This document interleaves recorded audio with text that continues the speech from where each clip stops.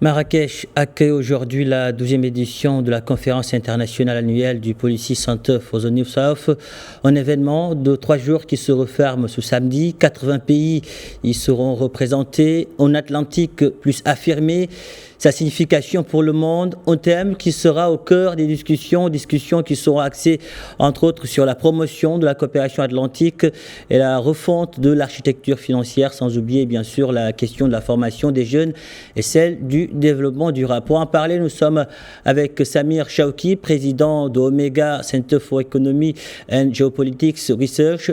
Samir Chawki, bonjour et merci d'avoir accepté notre invitation. Bonjour et merci de votre invitation. Alors, on va commencer par le thème de ces 12e rencontres. Selon vous, que signifie pour le monde un Atlantique plus affirmé ?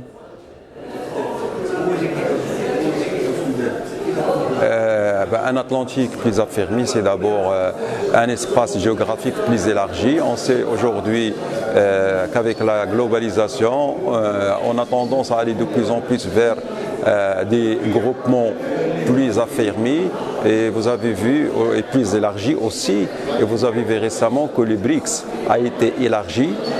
C'est une tendance, et pourquoi pas aujourd'hui l'Atlantique qui dispose de très grandes potentialités en termes d'économie et de culture. Pourquoi pas un élargissement pour s'affirmer sur l'échiquier mondial. Et aujourd'hui, il a toutes les opportunités puisque je pourrais dire que c'est le plus grand espace géographique qui dispose des plus grandes richesses du monde.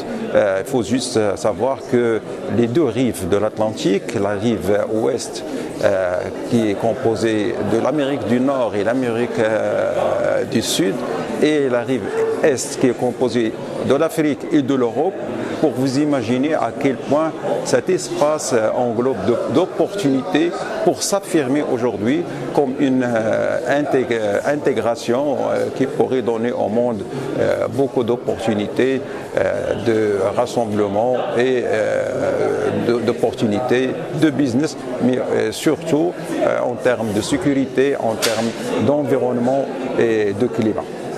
La promotion de la coopération atlantique, je le disais, sera au cœur des discussions. Selon vous, quelles approches seront privilégiées sur cet espace atlantique, surtout africain, dont Sa Majesté veut faire un foyer de rayonnement régional et international ? Effectivement, le dernier discours royal a donné une portée très importante à cet espace géographique qui est l'espace atlantique du côté africain. On sait que l'Atlantique regroupe plus d'une vingtaine de pays africains, 21 pays plus précisément. Le Maroc, en lançant cette initiative, est encore une fois les piliers en matière d'intégration, en matière d'union. Le Maroc, un pays qui envisage l'avenir avec beaucoup d'ambition et surtout des plans de paix et de plans de stabilité. Et c'est ça qui fera l'avenir de nos enfants, c'est ça qui fera l'avenir du monde, c'est la stabilité et surtout saisir toutes les opportunités qui s'offrent à nous. Et aujourd'hui, cet Atlantique de la côte africaine présente les opportunités de business sud-sud qui sont très importantes et qui s'inscrivent dans la ligne droite de la feuille de route marocaine inscrite dans la diplomatie royale en Afrique depuis maintenant une vingtaine d'années.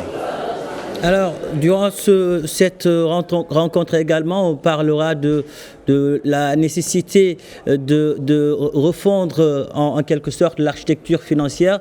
Pourquoi, selon vous, est-ce nécessaire ? Pourquoi c'est nécessaire ?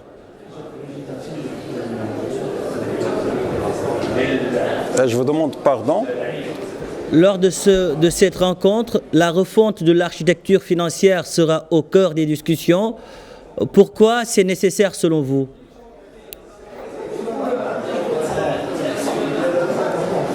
Si j'ai bien entendu, vous avez parlé d'architecture financière. Oui.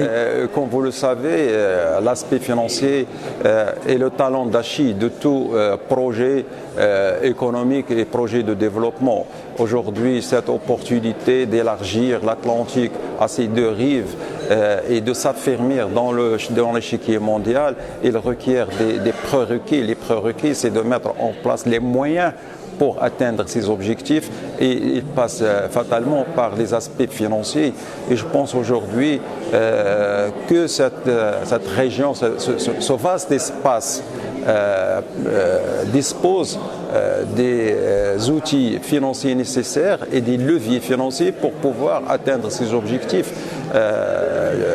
Il faut rappeler aussi qu'au niveau de l'Afrique, la Banque africaine de développement fait d'énormes efforts en matière de développement dans la côte atlantique africaine, et il y a bien sûr les bailleurs de fonds privés au niveau de l'outre-Atlantique, et je pense que ça ne poserait pas problème du moment qu'il y a des opportunités qui sont porteuses de leviers de croissance et de leviers de développement pour l'ensemble des peuples atlantiques.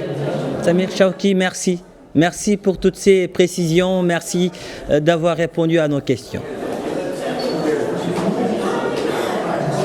Je vous remercie.